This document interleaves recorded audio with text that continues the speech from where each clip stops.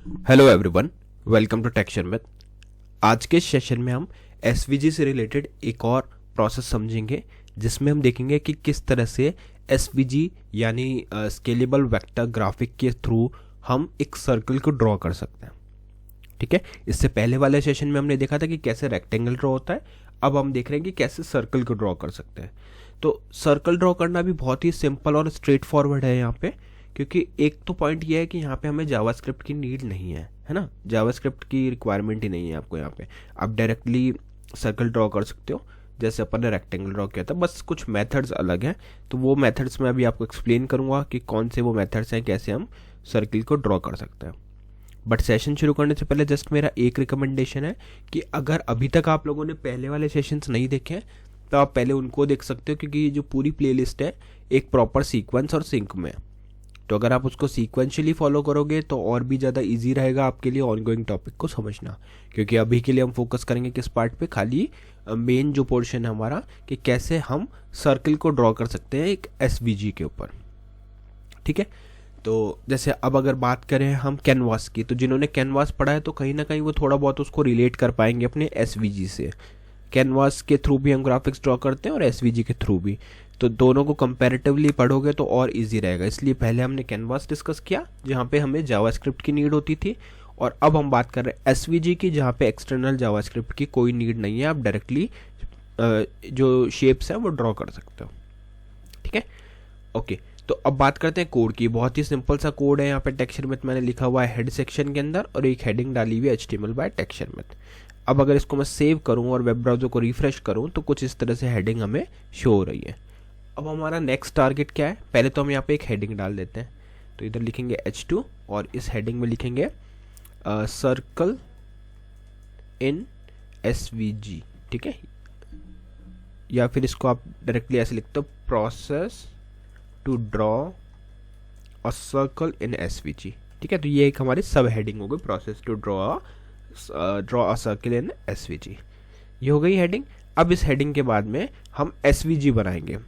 जिन्हें नहीं पता SVG क्या है, जैसे आप लोगों ने देखा था कैनवास हम बनाते थे, उस कैनवास पे कुछ ड्रॉ करते थे, तो वैसे ही हमें एक सिंपल आप टर्म्स में अगर आपको समझाऊं तो एक पेपर चाहिए जिस पे हम ड्रॉ करेंगे।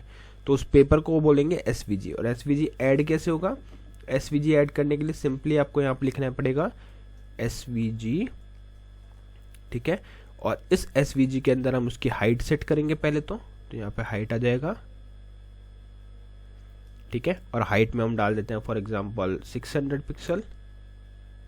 ठीक है, फिर हम डालेंगे विड्थ, तो यहाँ आ गई विड्थ में डाल देते हैं 300 पिक्सल। और उसके बाद में हम यहाँ पे इसको कर देते हैं सेव और वेब ब्राउजर को रिफ्रेश। जैसे ही मैंने वेब ब्राउजर रिफ्रेश किया हमें यहाँ पे कुछ भी शो नहीं हो रहा, बट वो SVG ऐड हो चुका है। अब उसको शो कैसे करेंगे, शो करने के लिए यहाँ पे आपको स्टाइल अप्लाई करना पड़ेगा और उसके अंदर बॉर्डर लगाना पड़ेगा जैसा हम कैनवास में करते थे। ठीक है, तो यहाँ पे मैंने 5 पिक्सल सॉलिड ब्लैक एक यहाँ पे बॉर्डर दे दिया। ठीक है, तो अब अगर मैं इसको रिफ्रेश करूँगा तो आपको दिखेगा कि एक SVG जो है वो यहाँ पे ऐड हो चुका है। अब हमने किया क्या, यहाँ पे हाइट तो दे दी 600 और विड्थ दिए 300, तो इस वजह से ये थोड़ा सा ऐसा लग रहा है। उसको थोड़ा नंबर चेंज करना पड़ेगा। विड्थ हम दे सकते हैं 600 और हाइट 300। बाकी ये सब आप पे डिपेंड करता है कि कैसा आपको चाहिए, बट अभी डेमो के लिए मुझे इस तरह का कुछ SVG चाहिए था। ठीक है, अब जिन्होंने कैनवास वाला कुछ सेशंस देखे हैं उनको पता होगा कि ये बिल्कुल कैनवास जैसा ही लग रहा है, बट ये है क्या, SVG स्केलेबल वेक्टर ग्राफिक का एरिया, जहाँ पे अब हम अपने सर्कल को ड्रॉ करेंगे। यहाँ तक क्लियर है। यहाँ तक सिर्फ हमने क्या किया, एक सर्कल को ड्रॉ करने के लिए एक एरिया डिफाइन किया। उस एरिया पे हमने बॉर्डर अप्लाई किया जिससे हमें पता चले कि वो एरिया कहाँ तक कवर हो रहा है। ठीक है, अदरवाइज फिर आप कैसे डिसाइड करोगे कि कितना बड़ा सर्कल आपको ड्रॉ करना है या कितना बड़ा रेक्टेंगल ड्रॉ करना है। इसलिए अपन ने यहाँ पे ये बॉर्डर दे दिया जो हमारे को एरिया डिफाइन करेगा। ठीक है, अब नेक्स्ट हमें क्या करना है, यहाँ पे जावास्क्रिप्ट तो ऐड होगी नहीं, तो उसके लिए हमें क्या करना है, सर्कल का कुछ मेथड यूज कुछ एलिमेंट यूज करना है। तो यहाँ लिखेंगे सर्कल। ठीक है, और सर्कल प्रोवाइड करने के बाद में अब आपको यहाँ पे लिखना है क्या, सबसे पहले R। मैं आपको वैल्यूज़ बताऊंगा ये वैल्यूज़ क्या है, बट पहले मैं प्रोवाइड कर देता हूँ यहाँ पे। तो मैंने डाल दिया R, फिर हम देंगे CX में क्या आएगा, CX में भी डाल देते हैं 150 और फिर दे देते हैं यहाँ पे CY। और इसको भी दे देते हैं क्या 50। ठीक है, यहाँ तक क्लियर है। इसको एक बार सेव करके वेब ब्राउज़र को रिफ्रेश करते हैं तो आप देखोगे एक छोटा सा सर्कल हमारे पास यहाँ पे आ गया जो है ब्लैक कलर में।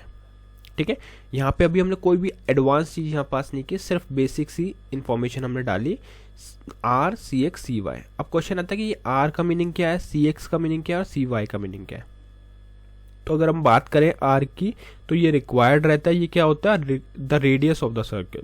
जो भी सर्किल आप ड्रॉ करने वाले उसकी रेडियस कितनी होगी उसको हम डिफाइन करते हैं किससे, आर से। तो जो फर्स्ट वैल्यू हमने यहाँ पर डाली आर वो रेडियस है, तो इस सर्किल की रेडियस कितनी हो गई 45। अच्छा, अब क्वेश्चन है कि अगर मैं इसको यहाँ पे 60 कर देता हूँ तो क्या होगा। जैसे ही रिफ्रेश किया देखो अब सर्किल बढ़ गया। रीज़न यही है कि हमने उसकी रेडियस बढ़ा दी। अगर मैं इसको 20 कर देता हूँ तो क्या होगा, 20 में छोटा सा सर्किल बन गया। ठीक है, तो इस तरह से ये चीज़ आपको खुद को डिसाइड करनी है कि कितनी रेडियस आपको सर्किल को देनी है। जितनी भी रेडियस आप वहाँ पे दोगे उतना बड़ा सर्किल आपको स्क्रीन पे शो होगा। तो ये कौन सी वैल्यू हो गई, आर मतलब रेडियस। फिर है हमारे पास सी एक्स। सी एक्स क्या करेगा, the x axis centre of the circle default is 0। ठीक है, तो ये सेंटर ये एक्स एक्सिस को रिप्रेजेंट करता है। अच्छा, अब मैं इसको हटा देता हूँ एक बार के लिए, सेव करता हूँ, रिफ्रेश करता हूँ, तो देख रहे हो जहाँ से हमारा एसवीजी स्टार्ट हो रहा है बिल्कुल वहीं से हमारा सर्किल स्टार्ट हो गया एक्स पोजीशन पे। बट अगर मैं उसको यहाँ कहीं लिखना है तो मैं क्या करूँगा, सी एक्स की वैल्यू डालूंगा, क्योंकि बाय डिफॉल्ट सी एक्स की वैल्यू होती है 0। ठीक है, तो यहाँ पे अब अपन सी एक्स की वैल्यू डाल देते हैं, फॉर एग्जांपल 100। सेव करते हैं, रिफ्रेश करते हैं, तो 100 पे देखो ये यहाँ तक आ गया। उसी तरह से अगर अपन इसको 500 करेंगे तो क्या होगा, 500 यहाँ आ गया है ना। और मैं कर देता हूँ इसको 300, तो 300 पे ये यहाँ पे आ रहा है। ठीक है, तो ये कौन से एक्सिस पे मूव कर रहा है, एक्स एक्सिस पे। तो ये सबसे इजी वे है, अगर आपको कोई भी शेप को ड्रॉ करते टाइम उसको एक्स एक्सिस पे मूवमेंट कराना है तो आप कौन सी वैल्यू चेंज करोगे, सी एक्स। सिमिलरली जब हमें वाई एक्सिस पे कोई चीज़ को मूव करना है, अभी ये यहाँ पे है बट मेरे को थोड़ा इसको नीचे लेके आना है, तो मैं क्या करूँगा, वाई एक्सिस में इसको चेंज करूँगा। तो यहाँ पे कर देते हैं 100, सेव रिफ्रेश, तो 100 पे ये यहाँ आ गया। उसी तरह से अगर इसको कर देते हैं 120 तो 120 पे यहाँ पे आ गया। ठीक है, तो अब जैसे अगर आपको सेंट्रिक करना है इसको या कुछ भी आप जो रिक्वायरमेंट है वो सेट करना है तो आप यहाँ पे ऐसे कर सकते हो। जैसे अभी अपन हिट एंड ट्राई कर रहे हैं एक एक शेप के ऊपर। अब जैसे 350 250 से और ज़्यादा चाहिए तो 270 कर देंगे, तो यहाँ पे कहीं ना कहीं सेंटर में अब एक सर्किल ड्रॉ हो गया। ठीक है, तो ये पोजीशन होती है वाई की। अगर वाई को आप हटा दोगे यहाँ से, सेव करोगे तो 0 हो गया डिफ़ॉल्ट, तो उस केस में ये ऊपर चला जाएगा। ठीक है, तो एक्स एक्सिस पे मूव करने के लिए सी एक्स की वैल्यू चेंज होगी, वाई एक्सिस पे मूव करने के लिए सी वाई की वैल्यू चेंज होगी, और रेडियस चेंज करने के लिए आर की वैल्यू चेंज होगी। तो बस ये तीन सिंपल आपको एट्रीब्यूट पास करने होंगे किसी भी सर्कल को ड्रॉ करने के लिए। ठीक है, रेडियस इंपॉर्टेंट है क्योंकि अगर रेडियस ही हटा दोगे आप लोग तो फिर ये कुछ भी ड्रॉ नहीं करेगा, तो ये मैंडेटरी है अपने लिए। सी एक्स सी वाई तो वो बाय डिफ़ॉल्ट 0 ले लेता है, बट रेडियस का कोई डिफ़ॉल्ट नहीं रहता। अब आप में से कुछ लोगों का क्वेश्चन होगा कि हमें सर्कल तो मिल रहा है बट ये ब्लैक कलर में मिल रहा है, हमें इसको ब्लैक की जगह कुछ और कलर देना हो तो क्या करेंगे, तो आपको सिंपली यहाँ पे लिखना पड़ेगा फिल। क्या होता है फिल, फिल आपको अलाउ करेगा आपके इसके अंदर कलर फिल करने के लिए। तो यहाँ पे फॉर एग्जांपल मैं डाल देता हूँ रेड, सेव किया, रिफ्रेश किया, तो देखो रेड सर्कल आ गया। उसी तरह से अगर मेरे को इस रेड सर्कल पे कोई स्ट्रोक देना है, आउटलाइन देनी है, तो मैं यहाँ लिख दूंगा स्ट्रोक, और उस स्ट्रोक में कलर हम पास कर देते हैं फॉर एग्जांपल ग्रीन। ठीक है, सेव किया, रिफ्रेश किया, तो अभी देख रहे हो बहुत ही थिन लाइन का बॉर्डर हमें शो हो रहा है। बट अगर इस लाइन को बढ़ाना है तो हम लिख देंगे स्ट्रोक हाइफन विड्थ, और यहाँ पे लिख देंगे क्या, स्ट्रोक विड्थ के अंदर 3।